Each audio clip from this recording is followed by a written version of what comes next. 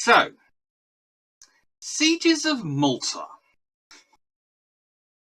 Oh, this is one of those things where when a historian starts talking about it, people can start looking and going, but why? But why? Malta is one of those places which is lovely to visit.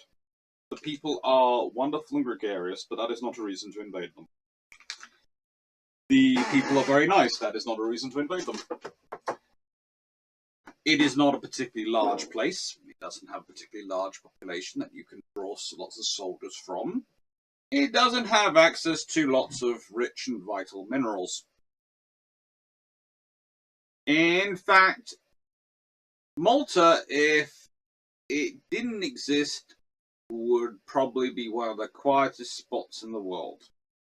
Because it's the middle of nowhere, in terms of operational terms. Ships would pass through it, aiming to get other places. There have been battles, it would have been convoy battles in World War II. Of some sort of reef, whatever it was called. But there are islands there. And because there are islands there, and this always reminds me of a very specific book from Terry Pratchett called Jingo. You read that book? There is an island in there, which is of only any strategic value if you want to invade somewhere else. Sole purpose. You must control it, because if the other side controls it, they can invade you. And if you control it, you can invade them, but of course you don't want to invade them, but they don't know that, so that will help you with diplomacy with them. And this explains several hundred years of Malta's history in one simple sentence. The only people who really want the island are the people who live there. They love it. Everyone else just wants the island for what it can give them in terms of invading everyone else.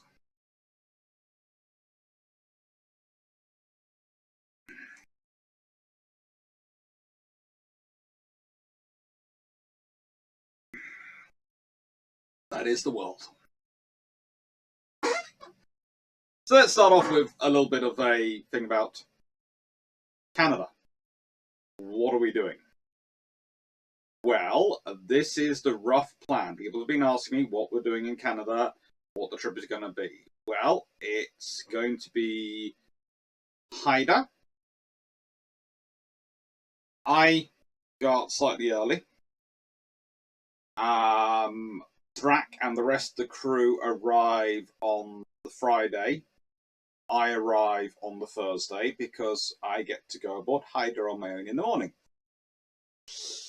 I might be joined by a very good Canadian friend, but that will be it. Then I pick them up from the airport, and then also that very nice friend has said they'll feed us that evening. So, woohoo! Saturday, we are filming on Haida. Then we're doing dinner with the Canadian fans. Now, dinner with the Canadian fans is an interesting one because I'm going to run an experiment. I'm going to try and not organise it. Let me explain.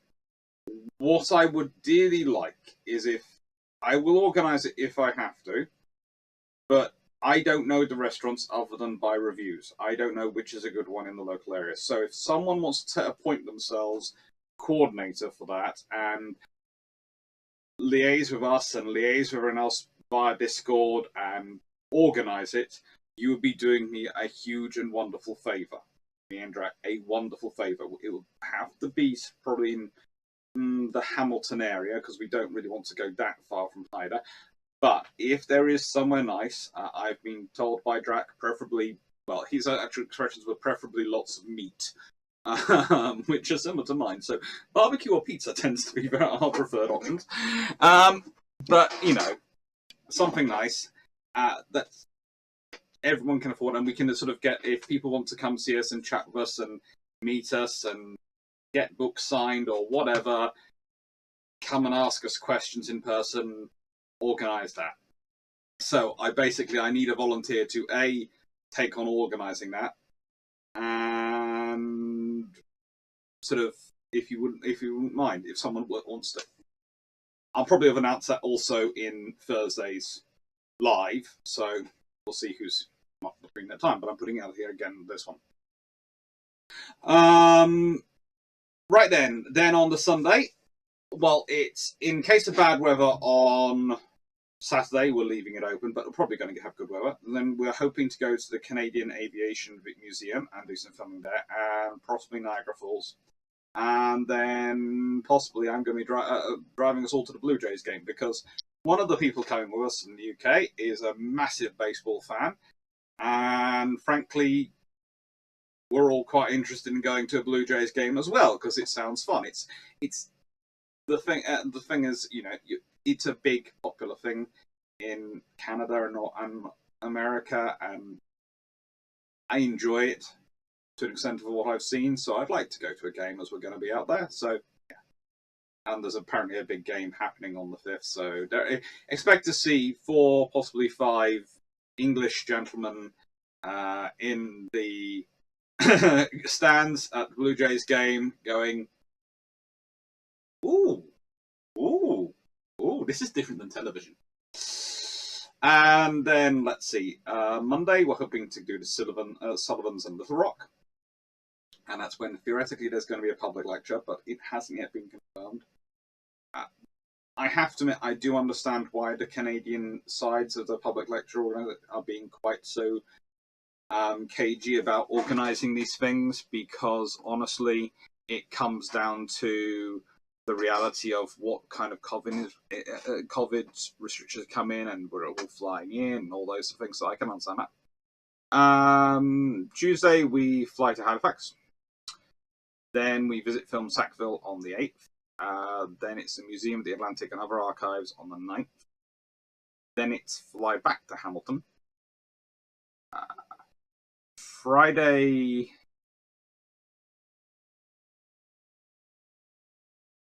we haven't got anything penciled in that day, but at some point I have to get Drac definitely to Toronto, and he flies home, but we've got that day technically free. And then Saturday I'm going solo to film Overdrive, and then there's possibly a public lecture. And then also I've apparently got family planning on coming that weekend. They're being nice. They're staying out the way till Drac goes, and then there's apparently going to be all the Canadian relatives that are going to be descending that weekend. And then Sunday I fly home. I arrive actually in the UK on the Monday. I'm getting, I think we attempted a very late flight. So, that's the Canada trip. Right then, Sieges of Malta. So, these are the recognised Sieges of Malta. The recognised Sieges of Malta. Please note I'm saying recognised Sieges of Malta. There's the 1429 minor Moors of the Hassafid Empire, I remember from memory. Yes, the Hassafid. Then there's the Great Siege, which is the Ottoman Empire, theoretically versus the Knights Hospitaller. The Hassafids are theoretically versus the Kingdom of Sicily, but more often than not, this is against the Maltese civilians. Once you start looking at the numbers involved, it's the Maltese defending Malta. Then there's the siege by the British and Maltese against the French in Malta. That usually tends to confuse people because they're going, what? But surely Malta's under siege, right? No, because the Maltese didn't want the French there either. So the French were occupying Malta, but they were dealing with the Maltese themselves and not wanting the French there, being backed by the Royal Navy, including a gentleman called Horatio Nelson on occasion.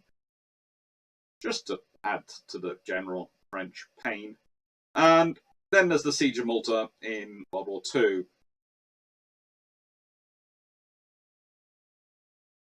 It all comes round.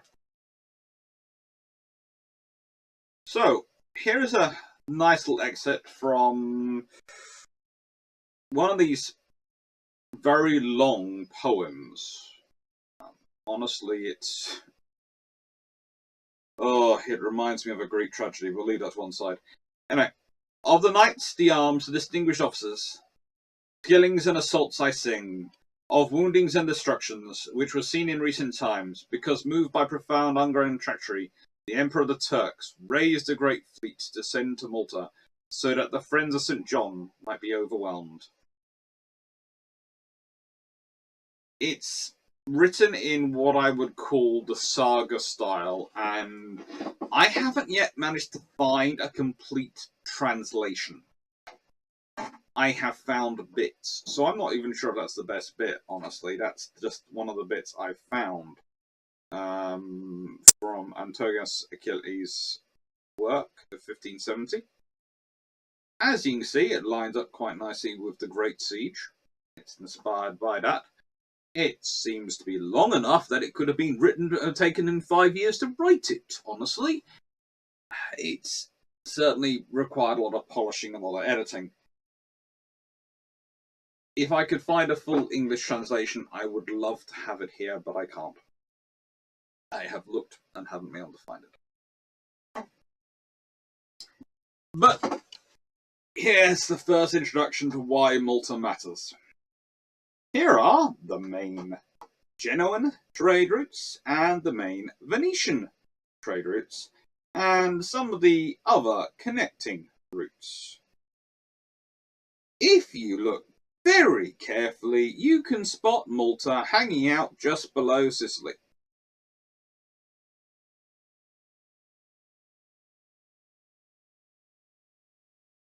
Malta sits slam bang in the middle. You want to control that trade, tax it, limit it, coerce it.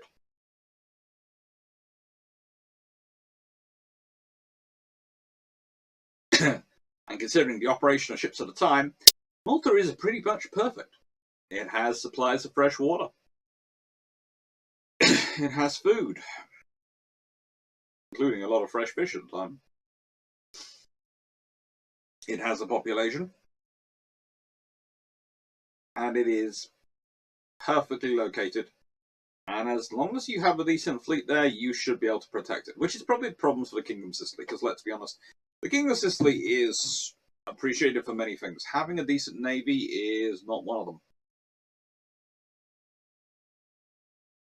No, they were, let's be honest, mostly Norman knights and etc. Norman style families, and whilst the Normans were originally descended from the Norsemen, and therefore you would expect, being descendant of Viking stock, to maintain a decent navy, they seem to have somehow, in their growing love with a horse and armor, forgotten the fact that mobility, the horse is limited when you're in a maritime sphere.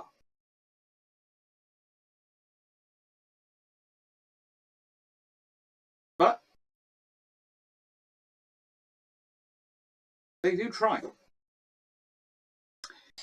This is one of the cities, which is especially the one which is associated with the Siege of Malta in 1429. This is the city of Medina, which was pretty much the biggest and most important city at the time, if you consider from a financial standpoint and purpose in control of the island.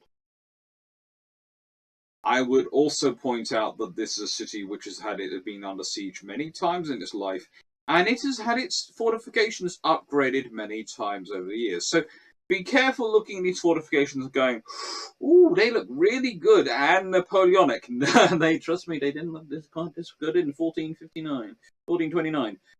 They really didn't. They were probably better than average, because one of the good things about the Kingdom of Sicily is it spends so much time tearing itself apart that tend to concentrate on having quite good defences. And they did have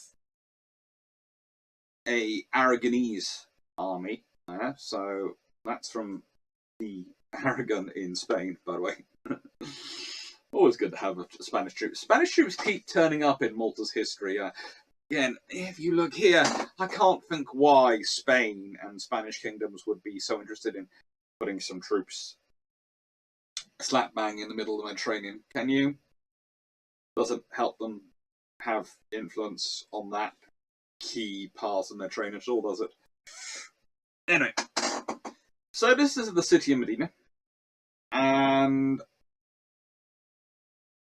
basically the Hafsids come along and attack this.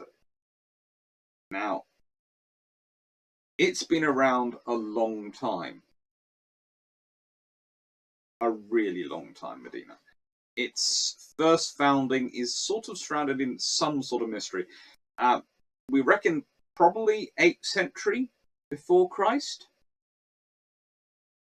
or before Common Era, depending on your particular phraseology, as Malef. And by the 11th century, it's called Medina. But there has been almost a continuous settlement on there for... We are probably looking at the best part of 3,000 years. So, yeah. That tells you 3 things about a site if it's been occupied for that long.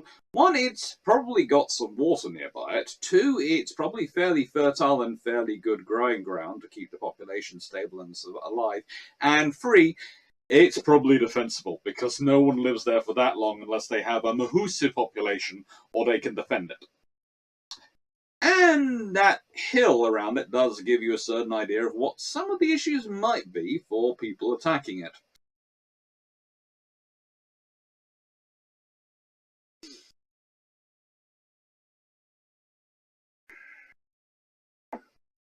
So, here's the first siege. Now, this is a rough idea of what we think the Hafsid flag may have looked like. This is what I'm always careful when it comes to. You'll be seeing an Ottoman flag later, which is some of the better interpretations of what the Ottoman flag could have been at the time I've seen. But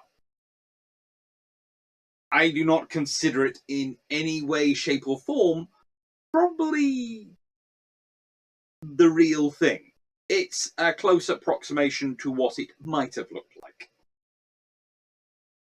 So, 18,000 men. Woohoo! That's a massive army for 1492. It's a massive army for the 11th century. So, we have no idea who was in command of Medina during the siege. Not at all. Not a single silly sausage. No idea. So, my suspicion is it was probably a noble lady. Please let me explain why. Okay? So, here's the thing. That's an 18,000 man army of the Ottomans. If this had been a grand noble lord of any shape or form, he would have been fated by the church something chronic. I mean, he would have been everything short of canonized. So, that means that to me suggests that whoever is in command is someone who the church wouldn't want to canonize as a great martial leader. Now, I know we have Joan of Arc and a few others in history where they do get interesting. And the church is usually dragged kicking and screaming. But, and I am saying this all as my own suspicion, in this scenario, yes, the dominating factor could be a wife of the Lord, who's actually, the Lord might not be there, but the wife is there and she's basically organising things. But it would be a great insult, therefore, to the Lord if you tried to reward the men who were following her orders as being in charge. So you wouldn't want to do that, because in Sicilian politics that would probably end up with those men ending up dead as a slight to the Lord, who's husband or wife. And you wouldn't want to reward her Because, let's be honest, the Catholic Church at this time has some serious women issues. Serious. I mean serious. There are some serious issues in various points, but in particular in the 1490s and the early 1500s, there are some serious issues going on with the Catholic Church on that front. So it would also explain to me why we don't hear more about who was the Aragonese force commander. You know, when you start looking through various accounts, they do come up, but it always seems to me the command structure, when I'm reading about it, it seems overly confused. And in the reality, a siege where you have 4,000 soldiers who are mostly drawn from the Aragonese force, the Maltese Coast Guard, and local household troops, which is the big issue, because I'm thinking that by far the largest number seem to come from the local household troops. And again, so I'm thinking traditional wife of the local big lord was basically did what wives of local big lords do a lot in history, took charge of defences and organised it. If we consider the history of these things going on, that is quite the common thing in the feudal era. It's also quite a common thing that then there's no apparent commander of the defenders. They are blessed and led by God instead. Saints appear. All these things are things we hear quite a lot. But again, the saints appearing are quite interesting, because one of them is St. George. Always good to hear St. George has been there. The other one is St. Paul, fine, keeper of the keys. St. Agatha? St. Agatha? Turns up. There's something going on here. And they were joined. Again, this suggests to me there was a local and a prominent local leading the defence by between 16 and 18,000 civilians taking up arms. 3,000 are enslaved and taken away by the Hasidics. A lot are killed. We do know the population is decimated so much that it takes years, decades for the population to recover.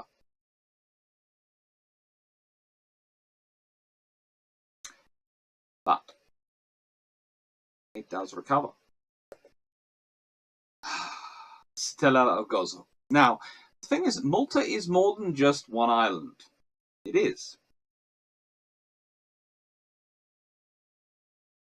Now, this has been inhabited since the Bronze Age.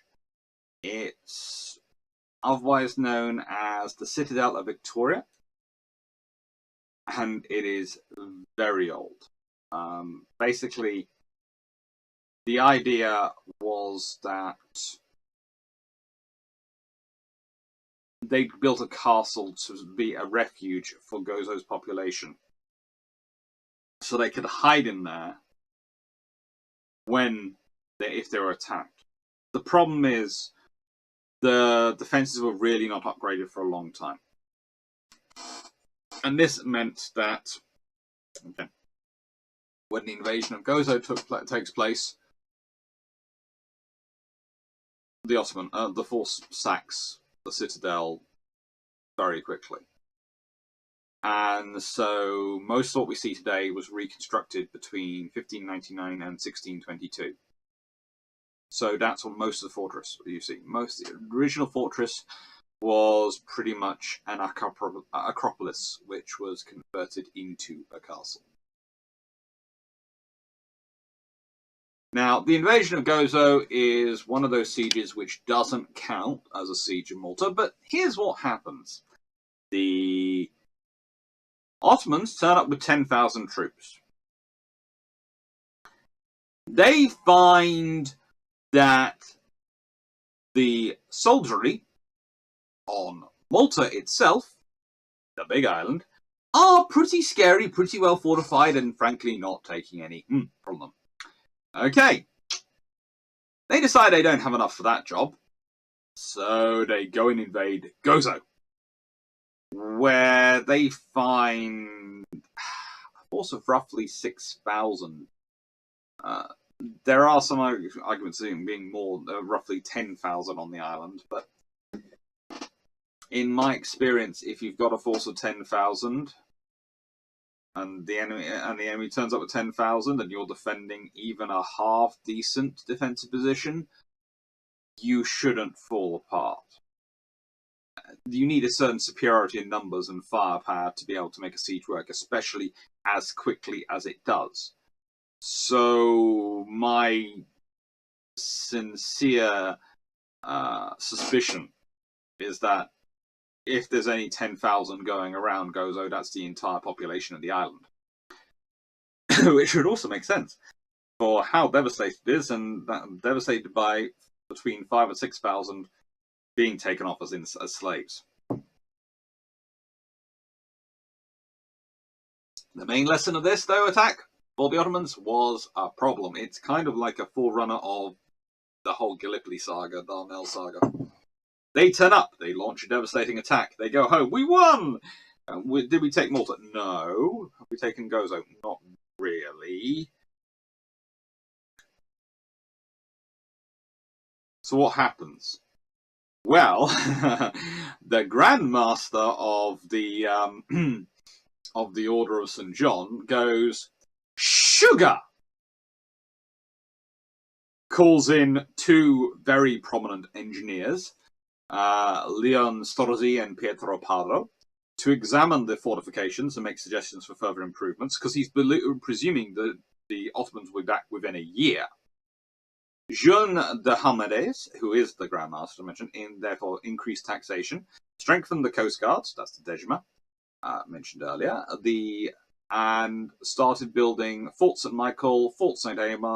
Elmo, and bastions at Medina and Burgu were strengthened, fortification at Sengele was built. Pretty much everything was redone, rebuilt. And the idea was that these were supposed to be done as quickly as possible. Gozo itself will be attacked again in 1613 and 1709. The university archives were destroyed by the Ottomans during this 1551 attack. So there are very few records from 1551 surviving. It's one of the losses that there was this wonderful university there and it was gone. This is Fort St. Angelo, and which is part of the defences of Brigu. And basically it's built to go, you ain't getting past me.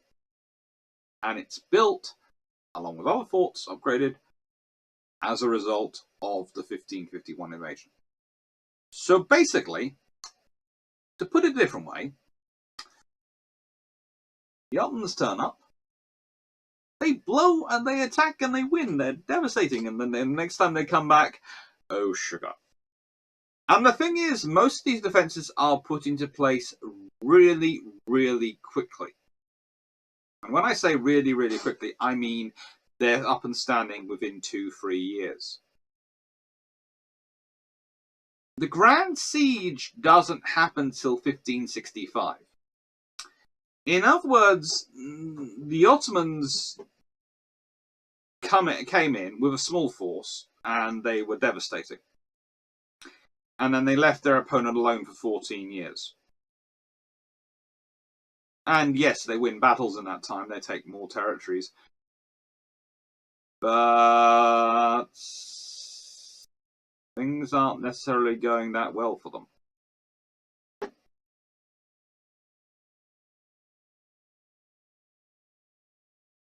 And this is the Ottoman conquest, I should have pointed this out. But, you know, the Ottomans are growing bigger and bigger and bigger. And it can seem, you know, quite easy, you know, that's such a small island, we'll take that great and massively easily next time, won't we? We'll take that very easily. They are going to collapse us. They've got nothing. The trouble is, when you've got a small island, you haven't got space to maneuver on it. And the Ottoman army is an army of maneuver. That's why they capture the huge swathes of territory they do. And the thing is, the more time you give the Maltese to build fortifications, the less and less room for maneuver you're going to have.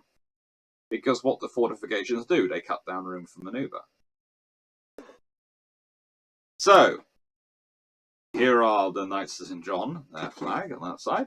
You have Jean Parisot de Valletta, Gonzalez de Medran, who dies, Melchor de Nobles, who dies, and Garcia Alvarez de Toledo in charge of, well, between them.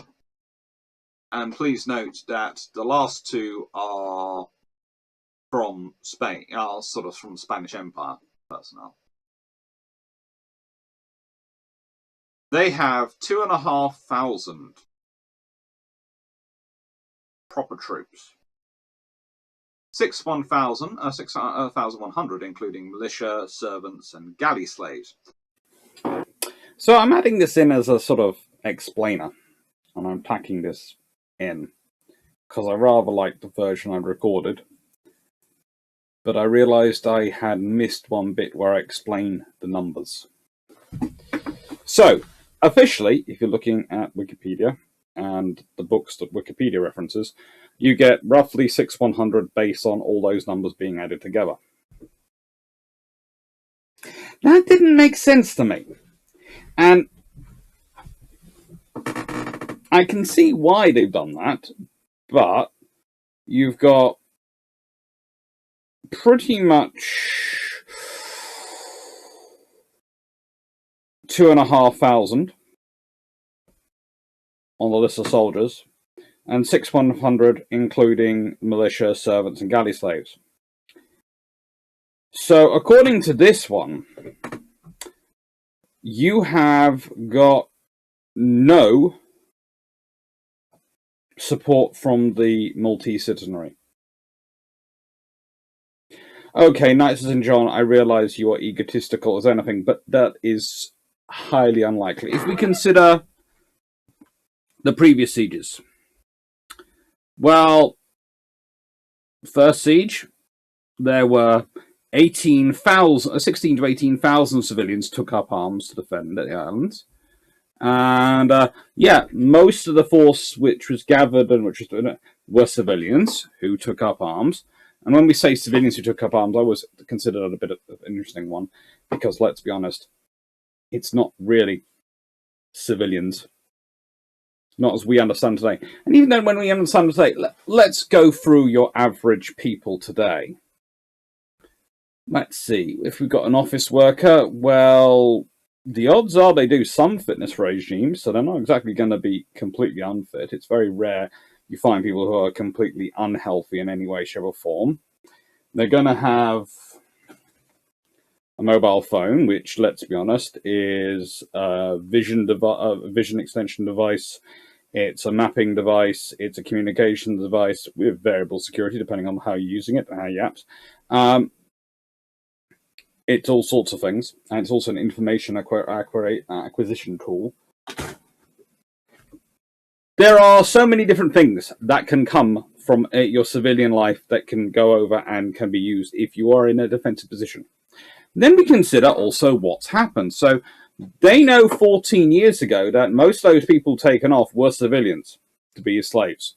When I say civilians, citizenry. Again, if we go back to this one, which had happened less than 100 years ago, certainly within some of the extended lifetimes of people there, most of the people who are lost or taken off as slaves are citizens. You're honestly going to tell me that 40,000 troops, and considering between 25 and 35,000 of them die through disease, plus several thousand apparently die in combat. There's one battle which is at Fort St. Elmo, which falls, and it's basically 6,000 troops are lost, taking it for 1,500 troops for apparently of the garrison, including And this is the thing, I would like to point out galley slaves, I think, is a misnomer. Yes, I'm fairly certain there were probably some galley slaves there, but they're actual paid oarsmen as well. More likely paid oarsmen are fighting rather than galley slaves. And let's be honest, you trust paid oarsmen a lot more with weapons than you would trust galley slaves, who probably, if they're slaves, are people you've captured from the other side. You might decide that you'll give me a sharp, pointy object. I will use it to get my freedom by killing you. Maybe some did. Obviously, depend on what religion those slaves come from, and maybe they're sort of debtor slaves, in which case they might be earning their way out of debt. But still, I'm not sure I'd be too trustworthy of slaves being involved. So it's a really interesting fight in that we know who all the famous people are who are apparently in charge of it. But we also know that there are at least 200 unaffiliated soldiers from Sicily and Greece. And they talk about militia. They don't mention the household troops. They don't mention the various other forces which can come as part of this. So when I'm looking at that number, 6,100, honestly, I would be more likely, to turn on the forces which they had to roughly, well, let's put it this way. My betting, if I was putting it together, would be about roughly 8,600 in this sort of area, in terms of personnel. But I wouldn't be surprised if, again, 16,000 plus Maltese turned up to man the battlements. And when you ask yourself, would they? You ask yourself, why wouldn't they? Because who's going to suffer more? These people are going to be dead. It's the Maltese citizenry who are going to be raped, sold into slavery, butchered horribly, have their livelihoods taken away. Do you think, would you trust them? Would you trust your... Go, right, you guys are outnumbered within 5 to possibly 7 to 1. Yeah. And at St. Elmo, they lose 1,500 troops. In one place, they lose 1,500 troops. In other places, other fortified areas, Medina, etc., we know they have barely any garrison there. Barely any garrison. Yet for some reason, when the Ottomans turn up, the walls look full and lots of people are shooting at them. So I love this. This story for its imagery is wonderful, and it goes round, unlike certain other stories, and it goes around the history, and it goes around and gives you this great idea of these few versus this large number, but it's not the Spartans. And believe it or not, the Spartans weren't necessarily the good guys in that fight either. Let's be honest, they're being invaded. They're outnumbered, but they're also Spartans. One of the most interesting slave-holding societies that's ever existed on Earth. I mean, very interesting. So, yeah. It's contextual. Were they the good guys in terms of Greece not being taken over by Persia? Yes. Was Persian society necessarily slightly better than Greece at its time? There are certainly some interesting legal rights going on in Persia versus Greece. But Greece is the land of enlightenment, according to our history, and that's what we learn it as. And it was for much of its time. We're talking about a very early period. And it comes to saying this. You have to put this in the context of the Crusades, the Counter-Crusades, the ongoing battles on the Mediterranean. Saying it was a plucky, professional Spanish, Italian, Knights of St. John, soldiery sounds good. But also there's the fact that if you were someone listening at the time who was reading that account, who was in that time, you wouldn't need to be told that the citizenry took up arms. You wouldn't be. Because it's de rigueur. It is standard. It is what is expected. They will do. They will take up arms. So the Great Siege is interesting because its history has a number which is very, very small on one side. But it's probably not that small in reality. And on the case of the Ottomans, whilst I do think probably that numbers are accurate, I do think perhaps the losses through disease are overblown. Although, yeah, there were some interesting involvements, like at one point the Ottomans mock crucify some of the defenders who survived and float them towards another of the castles. And so the Knights of St. John cut off the heads of all the prisoners they have and load them into their cannon and fire them back at the Ottomans. It is not exactly a battle where you could say that either side accord to rules of what we would consider polite warfare. Not even polite warfare, respectable modern style of warfare. And that's possibly something else which is the lesson. And it's a lesson which is going to come up in this video a lot, and it came up in the live a lot, is that A, you cannot discount the civilian population. Citizenry will have a say in what happens in the siege and outcome. But also, this idea of a chivalrous age, of a code of chivalry, all these things of there was a better, more honourable time, is often something which the fog of history produces, not the reality of conflict. We try many things to make wars nicer, to make wars less uncivilized. The reality is that works as long as someone is powerful enough to impose it.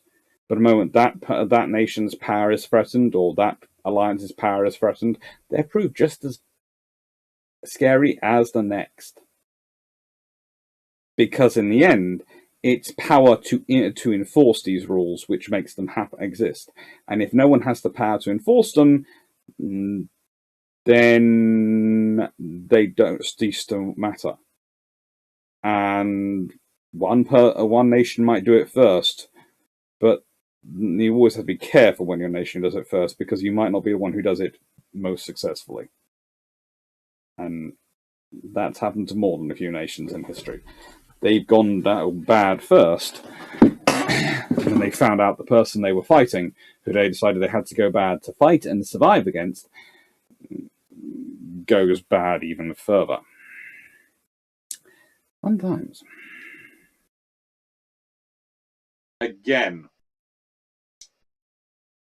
I'm not saying the records are suspect, and I'm not saying that people are lying or things are wrong. I'm saying the way people account of things are sometimes different. It was the case of, we're talking about the soldiers who held the line, who did the duties and the breach and did that. Yes, I'm fairly certain that's the number of personnel who are doing that sort of duty. But do I think that maybe quite a lot of people who would otherwise just be citizens or civilians in modern terminology turned up on the walls with ranged weapons and were lobbing stuff at the people below, or maybe helping out with the repairing and protecting of the walls and all the other duties going on? Yeah, I think a lot of people were involved. I think a lot of people were involved. A lot more than are listed. And again, chroniclers don't...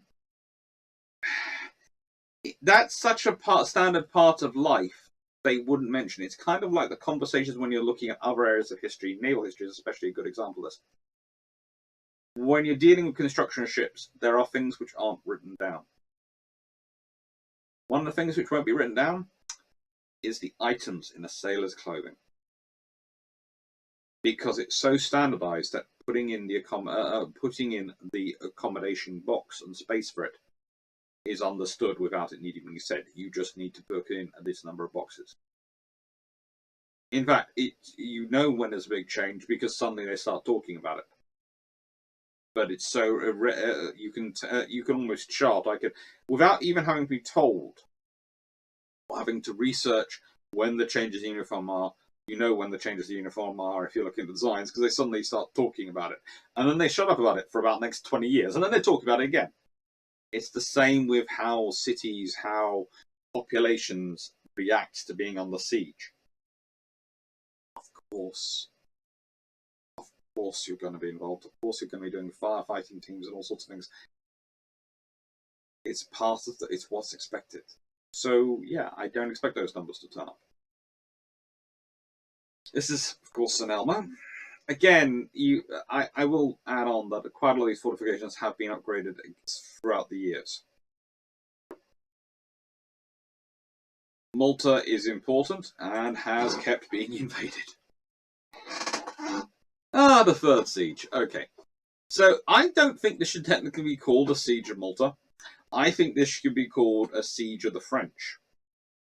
Because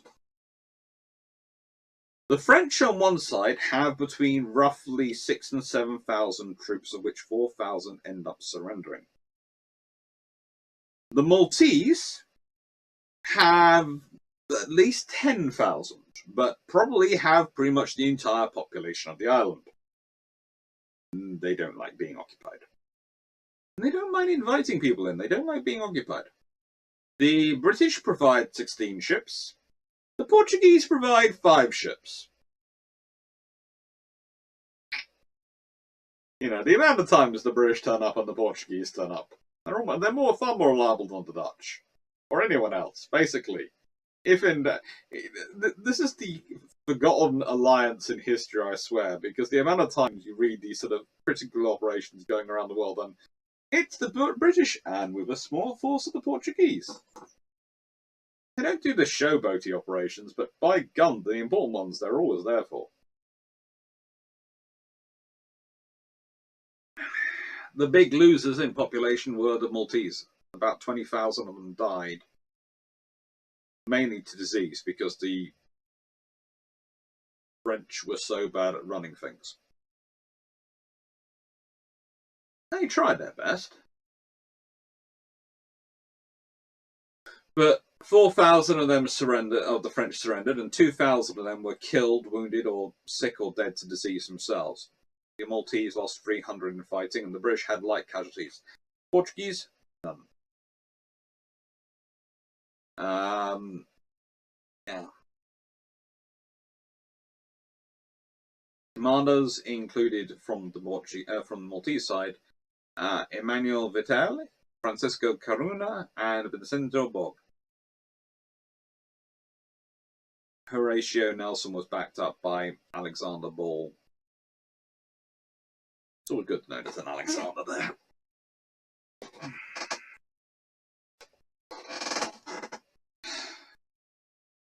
You look carefully in this picture, you can see HMS Illustrious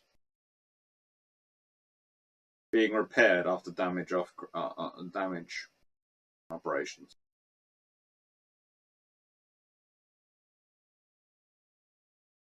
That was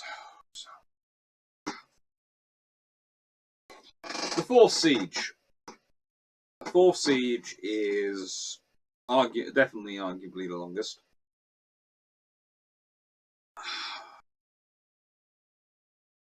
At times, there are hundreds of aircraft ranged against them. But here are lists of losses on both sides. For the Allies, mainly British, 369 fighters were lost in the air, 64 fighters were lost on the ground. A battleship was damaged. Aircraft carriers were damaged. Cruisers were damaged. Destroyers were damaged. Submarines lost and damaged, and some destroyers were lost. 2,301 airmen killed or wounded. 30,000 buildings destroyed or damaged, and 1,300 civilians killed. It's terrible, but honestly, compared to some of the earlier sieges, the Maltese did well.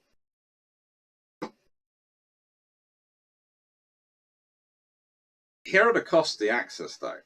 357 German aircraft lost, 175 Italian aircraft. 72% of the Italian Navy transport fleet lost. 23% of the total Axis merchant fleet lost. 2,300, this equates to 2,304 merchant 140 personnel killed at sea. 50 German U-boats were damaged, or as a result, or indirectly or directly as a result of this battle. And the Italians lost roughly 16.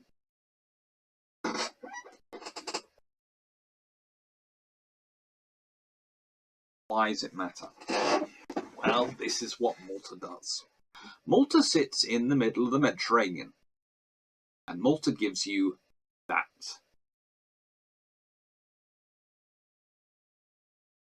We often talk about what would have happened if the British had managed to maintain hold of Crete and based heavy bombers from there.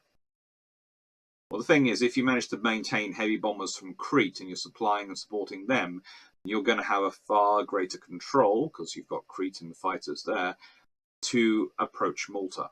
If you can also maintain, therefore, and put heavy bombers on Malta, there is nothing which isn't in range of your targets. There are no targets not within range of your bombers. This is the point. Malta, sitting there, puts all the Axis supply routes to North Africa in jeopardy. As long as you can hold Malta, you can cause those supply routes a lot of pain. Submarines, intelligence gathering, everything based from there can do a lot of damage. It's the critical linchpin in the middle of the Mediterranean.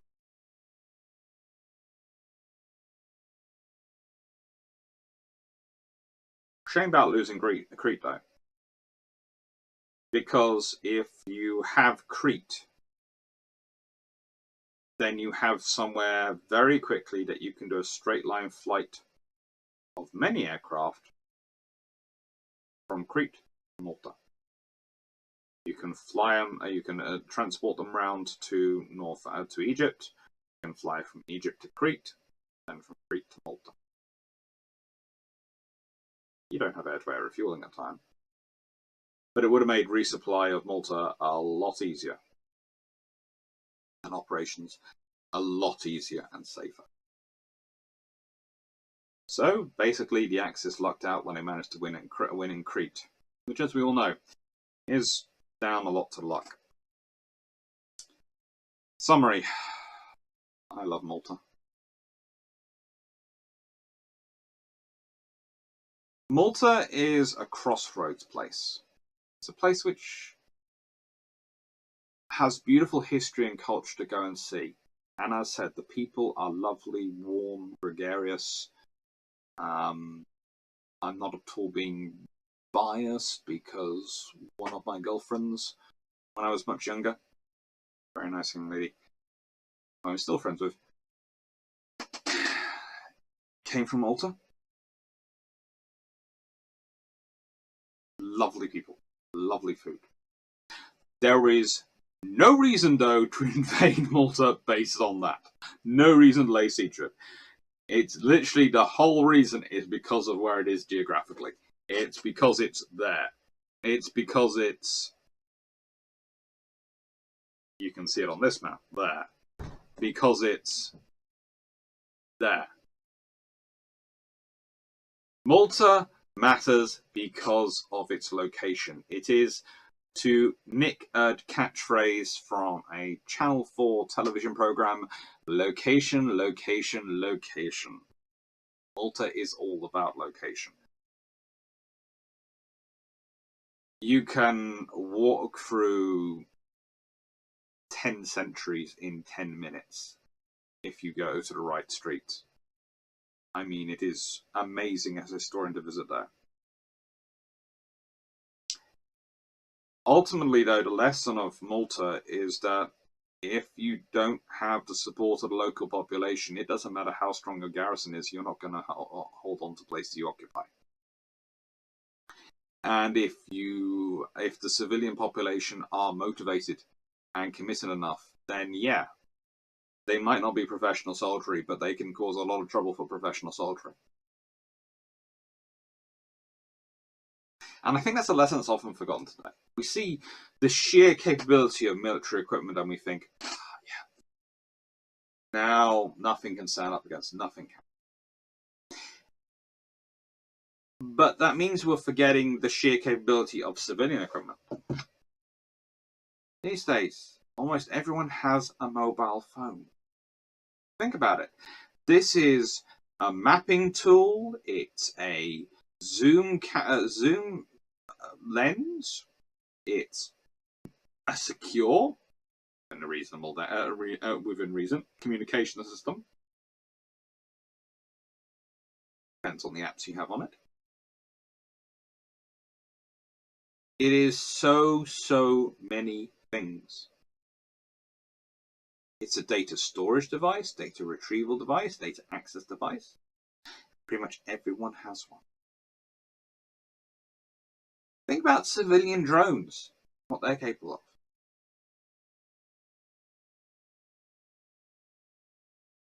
Yes, there are societies which are very good at controlling access to firearms. But, and I say this politely, there are lots of weapons which are still pretty darn deadly which aren't firearms. And which, if used in the proper tactics, can cause a lot of trouble for even firearm-armed soldiery. Traps, all sorts of things. And to quote another famous movie, there's always the policy of I think it was Sergeant Major Plumley from, who said it, in We Were Soldiers. If I need one, I'm sure there'll be plenty lying around.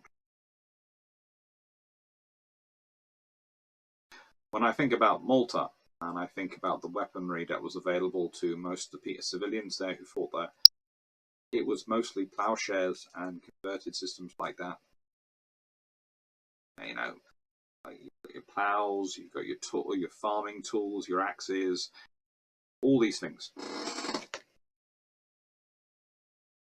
But the thing is, you take down a few soldiers in an ambush, then got their weapons. And yes, you have much skill in them. Maybe, maybe not. But you're in defensive, prepared positions, and you know your terrain. They've got skill of arms, and that's a big thing on that weight and that balance that scales. Training, discipline, all these things are big things. You've got on your scales, which you have to work out how it's going to balance, are whatever skills you have, knowledge of your area, prepared positions, and motivation.